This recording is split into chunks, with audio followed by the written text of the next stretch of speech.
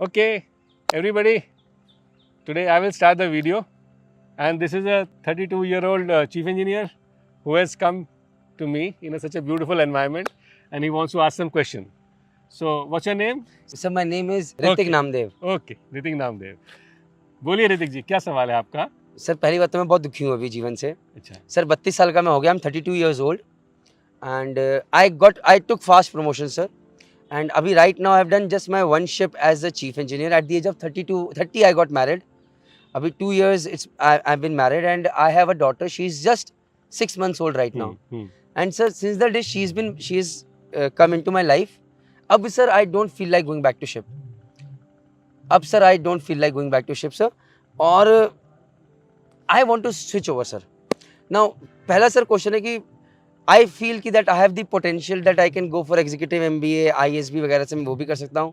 And sir right now this is the perfect time to shift to shore अगर मुझे technical superintendent बनना है। But I am concern कि कितना मेरे पास कॉर्पस, क्या मैं मुझे करना चाहिए जैसे राइट टाइम, और मुझे 2-3 सेलिंग और करके करना चाहिए या मुझे नहीं करना चाहिए। There are lot of questions are going on, तो सर प्लीज़ आप मेरी हेल्प कीजिए। पहली बात तो बड़ी अजीब सी बात है, इतने खूबसूरत माहौल में आप दुखी हैं, पर खैर कोई बात नहीं। तो पहले तो आप मुझे बताइए ऋतिक नामदेव जी कि आपका प्रमोशन कितने साल पहले हुआ टू चीफ इंजीनियर? सर अभी सर मैंने फर्स्ट कॉन्ट्रैक्ट किया है सर।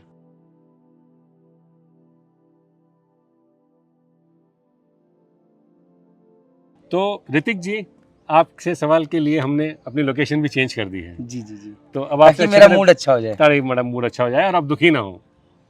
तो अब आप बताइए कि आपने एज अ चीफ इंजीनियर कितने महीने का कॉन्ट्रैक्ट किया हुआ है टोटल? सर मेरा first contract as a chief engineer था and I did it for 4 months 4 months। And now I am getting an offer from some company? ABC shipping company sir, Okay, and they are okay. giving me offer of becoming a technical okay. superintendent। तो अभी आपकी एक छोटी सी बच्ची है, बिटिया है? एक बेटी है सर अभी 6 महीने की। 6 महीने की। और शादी को कितना टाइम हुआ आपकी? सर 2 साल। आपकी फैमिली शिप में गई है कभी? सर नहीं। नहीं गई है। तो आपको ऐसा नहीं लगता कि जो लाइफ आपने देखी है वो आपकी फैमिली भी देख ले एक बार? सर मेरी वाइफ इतना ज़्यादा इंटरेस्टेड नहीं है, और दूसरी बात सर मेरे मम्मी नहीं है, सिर्फ पापा हैं, तो मैं एक बंदा पापा की केयर के लिए चाहिए, so it is getting difficult. So इसीलिए सर मैं शिपिंग भी छोड़ना चाहता हूँ ताकि मैं फैमिली को थोड़ा और ज़्यादा टाइम दे सकूँ। ओके। तो अभी तक, if you don't mind me asking, अभी तक आपका जो टोटल सेविंग्स है, मैं सेविंग्स की बात करूँगा, आपको सेविंग्स और इन्वेस्टमेंट में तो फ़र्क पता होगा? जी जी जी। ठीक है। वीडियो आप देख चुके होंगे जी जी जी इनके मर्चेंट नेवी डिकोडेड वाले? जी सर, आप ही के देखे हैं सर मैंने। अच्छा। तो अब आप ये बताइए कि आपकी total savings as of today कितनी है और कहाँ है? ओके सर मेरे पास total saving around 50 lakh rupees की है। ओके।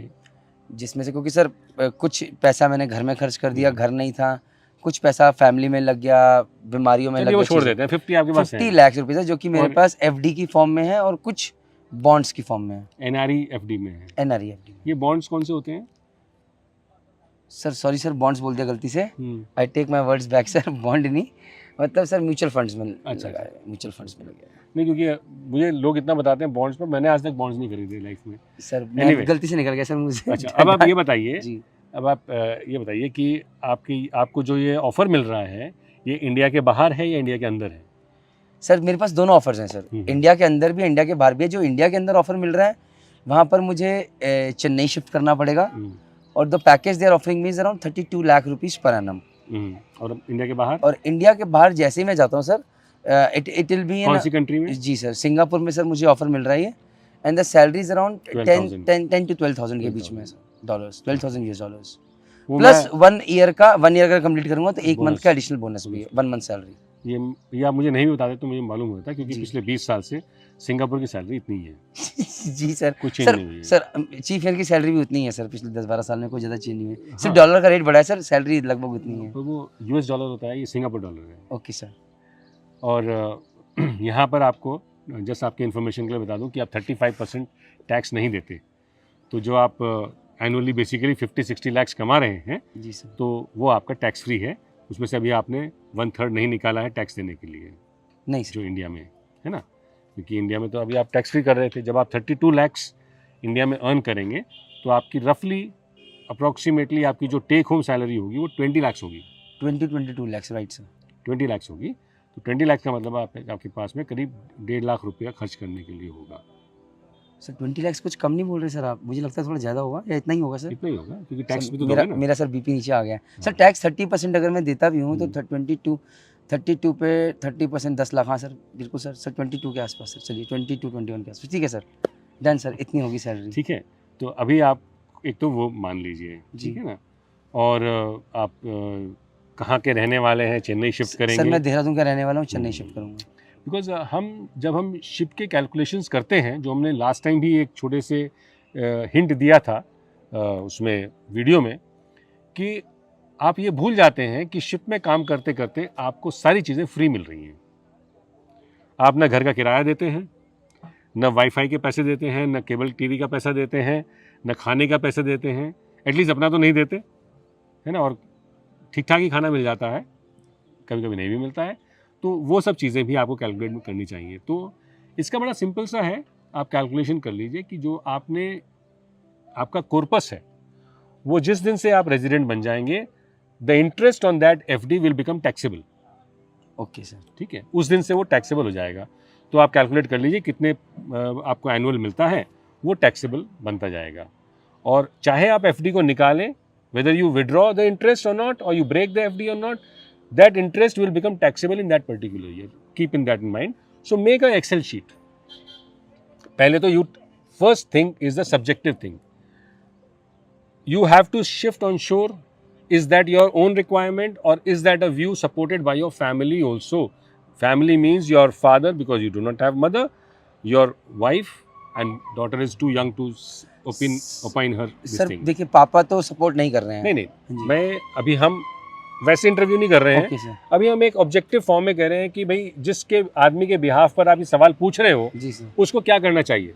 सबसे पहले उसको डाइनिंग टेबल पे सारे अपने रिलेटिव जो मैटर करते हैं, फादर, वाइफ, और अगर कोई भाई बहन है, उनको बैठाकर पूछना चाहिए कि भाई ये मैं डिसीजन लेना चाह रहा हूँ। मैंने इतनी मेहनत से 4 साल मैंने नौकरी की, मतलब पढ़ाई की, उसके बाद में अलग अलग चीज़ें करके मैंने इस लेवल पे पहुँचा हूँ कि 32 की एज में मैं चीफ इंजीनियर हूँ, जहाँ पे कि रिस्पॉन्सिबिलिटी बढ़ जाती है, but you are largely compensated adequately. तो आप लोग को क्या लगता है, मुझे छोड़ना चाहिए? अगर वाइफ कहती है कि नहीं बिल्कुल छोड़ना चाहिए, हमारा तो यही कहना है, तो आपको ये भी ध्यान रखना चाहिए कि जब चेन्नई आप शिफ्ट करेंगे तो फादर भी शिफ्ट करेंगे, वरना आप टेक केयर कैसे करेंगे? ये तो हो नहीं सकता कि वाइफ घर पे फादर की टेक केयर करेंगे और आप चेन्नई में जॉब करेंगे। दूसरी बात, हमें कुछ और फैक्टर्स भी रखने चाहिए, और ये मैं इसलिए बता रहा हूँ कि दिस फैक्टर्स वो something which I took into consideration when I decided.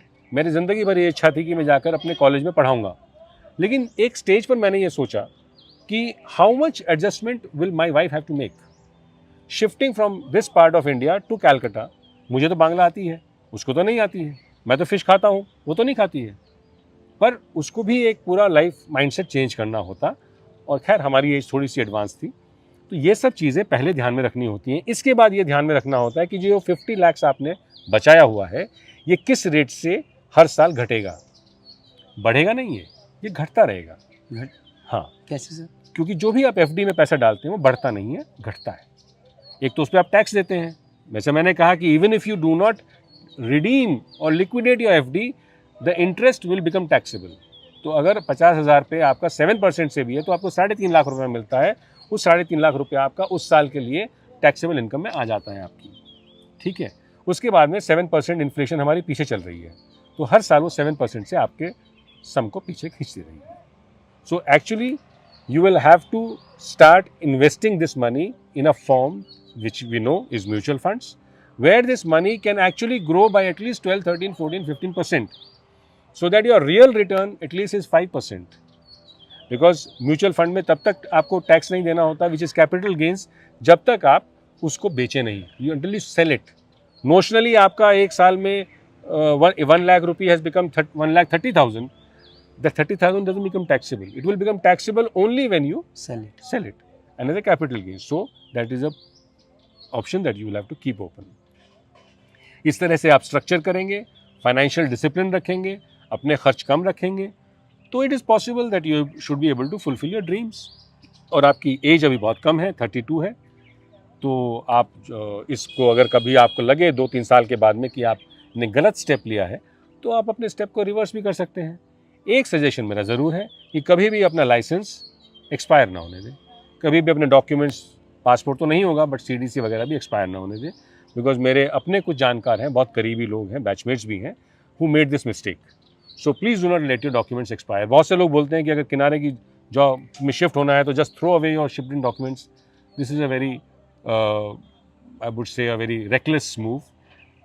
Keep that as a backup and try to adjust in your milieu, in a new milieu, and whichever way you feel. और मैंने आपको बिना पूछे आपको बताया जाता है कि आपकी सिंगापुर में सैलरी कितनी होगी. वो जो आपको बोनस मिलता है वो बेसिकली इसलिए मिलता है कि आप उससे टैक्स पे कर सकें. बेसिकली वो इसीलिए मिलता है. और इससे पहले हमने जो वीडियो बनाया है उसमें मैंने आपको काफ़ी सारे सिंगापुर के लोगों की कहानी बताई है. बहुत से खुश हैं, बहुत से नहीं भी खुश हैं. हमें ये चीज़ भी ध्यान में रखनी चाहिए that one a very big important thing is Singapore is a very small city. Country तो छोड़ो, सिटी भी बहुत छोटा है. और there are lot of family who are not happy with that. I mean how many times can you go to Sentosa and other museums. आप तो अपने काम में 14 से 15 घंटे बिजी रहेंगे, फैमिली क्या करती है. तो ये वाली चीज़ें मैं आपको इसलिए बता रहा हूँ कि not because they are my fantasy, because this is a feedback which I have got in large numbers about people who left it at a different stages of time. There is no formula which is right, what is wrong. This is all a matter of personal perception. How it comes in contact with personal finance is what we discussed, that आपके पास सिर्फ इतना savings है और ये आपकी savings इस तरह से कम होती रहेगी. उसको आपको थोड़ा पहले से स्ट्रक्चर कर लेना शुरू कर देना चाहिए था. जैसा कि हम कहते हैं कि moment you become a fourth engineer और a third officer, you should start investing in mutual funds. तो आज तक आपका जो ये 50 लाख का कॉर्पस है, कम से कम इन माय व्यू 1.5 तो होता ही, 1.5 CR होता, then perhaps you would have been properly placed. And of course, when you are on shore, take up another course, do some part-time study and qualify or try to go for a higher qualification, and that is how it will be. तो sir जाऊँ sir, जय माता दी कर दूँ? वो तो आप खुद देखेंगे. मैंने तो आपके सामने प्रोज एंड कॉन्स रख दिए हैं. जय माता दी. और ये सब वीडियो आप ही के लिए है. और बहुत सारे लोग हैं, क्योंकि ये टॉपिक इसीलिए लिया गया है कि मेरे पास पिछले हफ्ते 3 लोगों ने अप्रोच किया था और उसके पहले भी लोग बजाय पर्सनल फाइनेंस की बात करने के ये वाला पॉइंट करते रहते हैं. तो जब भी हम किसी प्रॉब्लम के बारे में बात करते हैं उसके सारे एस्पेक्ट्स को देख लेना चाहिए on the basis of my own personal experience and the experience of so many people who interact with me. तो इसके बेसिस पे हम ये सब चीज़ें बोलते हैं. बाकी डिसीजन आपका है, लाइफ आपकी है. With this all I can say thank you very much sir for the suggestion. तो मैं जा रहा हूँ सिंगापुर जॉब लेने के लिए, आप आइए मेरे पीछे.